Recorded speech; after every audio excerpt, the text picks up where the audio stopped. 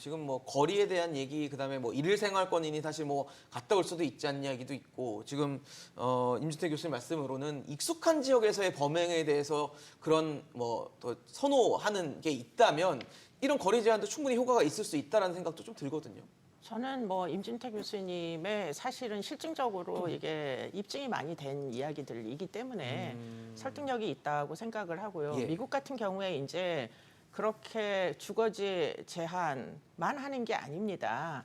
미국은 보호수용법을 입법을 한 나라예요. 그렇기 때문에 아예 아주 고위험군은 형이 끝나도 보호수용 시설에서 아예 나오지를 못하게 하는 법이 있고, 그리고는 이제 나올 수 있는 사람들에 대하여 거주지 제한을 하는 거기 때문에 지금 성범죄자들이 사실 그 위험도가 스펙트럼 상에 사실 있잖아요. 네네. 제일 위험한 사람들은 애당초에 밖으로 커뮤니티로 나올 나올 수가 수가 없다. 없어요. 그렇기 때문에 이제 나온 사람들 데리고 뭐 몇백 미터 이런 이제 조정을 하는데, 미국은 워낙 넓으니까 이렇게 제한을 하면 그다음에 이제 나와가지고 뭐 살 수가 사실은 외곽에 집을 못 사는 사람이 더 많아요. 성범죄자들이 워낙 누범자들이 많아가지고. 네네. 그러면 이제 이분들이 그 제한이 있으니까 도심으로는 못 들어오고 외곽에 사실은 살게 되는데, 삶의 조건이 굉장히 취약한 지역, 뭐 뉴욕이나 이런 데 가면 다리 밑에 살고 막 이렇게 하거든요. 맞아요. 올 때 갈 때가 노숙을 거리 제한이 있으니까. 네네. 그러면은 이제 그런 사람들이 다리 밑에 살면서 뭐 삶의 조건이 굉장히 불안정하기 때문으로 인한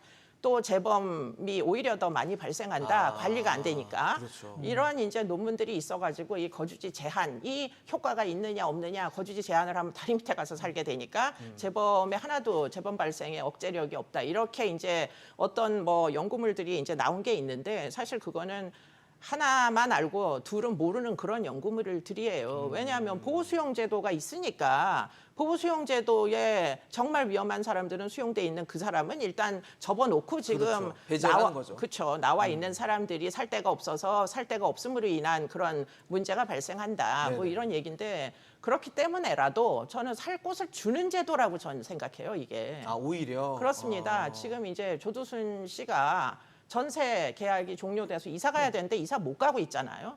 그러면은 어디로 갑니까? 안산시 주민들이 전부 이사 우리는 못 받는다 해가지고 부동산에 지금 조두순 씨 사진하고 그 동거녀 사진까지 다 돌리고 있는 상황이거든요. 그럼 그 사람들은 어디 지금 말씀하신 대로 어디 다리 밑에 가서 무슨 산속에 들어가서 살 수는 없잖아요. 그러니까 이 법을 국가에서 제도를 뭐 입법을 하든지 말든지 간에 지금 이미 출소돼 있는 고위험군에 대하여서는 우리나라는 보호수용법도 없기 때문에 네네네. 지역사회에다 그냥 확 던져놓으니까 주민들이 시위를 하고 지금 난리가 난 거예요. 그렇죠. 수원에서 뭐 수원 아래쪽에 화성에서 박병화라는 연쇄 네. 성폭행범이 있는데, 이분이 지금 이제 법무부에서 발표한 3범 이상에 해당하는 사람입니다. 맞습니다. 이 사람도 지금 원룸에서 못 나오고 있어요. 이분이 밖에서 시위를 하도 하니까 외출을 못해서 시장도 못 가고 뭐 밖에 나갈 수가 없어요. 그래서 최근에 이 박병화 씨가 극단적 선택을 시도를 하다가 보호관찰관한테 발견이 됐거든요. 네네. 그러니까 이분들이 진짜 올 데 갈 데가 없는 상황이에요. 그러면은 이분들도 사실은 살 곳을 줘야 되는 거 아닙니까? 라는 생각도 사실은 뭐 이분들의 인권 침해다라고만은 볼 수 없는 지점들이 있다는 거죠. 왜냐하면 지금 이야기하시는 1년에 59명에서 69명 정도 되는 이분들은 가족이 다 연락을 끊은 사람들이에요. 왜냐하면 워낙 성범죄를 많이 저지르면 아내도 다 달아나고, 그렇죠. 가족들도 전부 연락을 안 하고, 그래서 면회를 1회도 오지 않는 상습범들이 대다수인데, 그럼 이 사람들 출소해서 어디로 갑니까? 지역사회로 지금 다 스며들고 있는 거예요. 그렇죠. 예. 그러면은 교수님 말씀대로 우리가 지금 일종의 아까 왜 미국의 보호수용법이라고 해서 정말 초고위험제 성범죄자들을 일종의 한 장소에 어떻게 보면 격리를 시켜놓는 제도인 건데, 그 정도 수위의 제도도 우리도 필요할까요? 어떻게 보세요? 저는 개인적으로 이미 2018년에 보호수용법 입법이 필요하다고 해서, 제가 네네. 알기로는 국회의원들 한 2분 정도가 입법 발의 이미 발의를 한 법률이에요. 근데 그게 사실은 논쟁이 너무 많아가지고 그게 사실은 치료 목적의 보호 수용이었음에도 불구하고 입법이 안 되더라고요. 그분들 고위험 성범죄자들, 아동 무슨 뭐 성범죄자들, 예. 김근식 같은 사람을 네네. 이야기하는 거예요. 그런데 김근식 같은 사람도 사실은 출소를 하면 결국 지역사회로 다 스며들 뻔했잖아요. 그렇죠. 왜냐하면 맞습니다. 초등학교 5학년, 6학년 아이들이 2008년도에 11명을 성폭행을 해서 나영이 같은 피해자가 11명인 사건이에요. 말도 안 김근식 되는 사건은. 그런데 그 사람도 만기 출소하면 지금 방법이 없으니까 출소할 뻔했는데 그런데 이게 도대체 이 사람은 나가면 그전에도 동종전력이 있다 보니까 그렇죠. 나가면 또 16일 만에 그전에도 했었기 때문에 나가면 10일 만에 또 아이들 쫓아다닐 텐데 그럼 이걸 막을 길이 없어요 지금. 그래서 보호수용 입법을 해달라고 했었는데 불발됐거든요. 왜냐하면 인권 침해라고. 인권. 대신에 대안으로 찾아낸 게 뭐냐면 과거에 일어났던 사건에서 증거를 확보를 해가지고 김근식의 DNA로 예, 예. 다시 구속을 시켜가지고 지금 재판을 받고 있잖아요.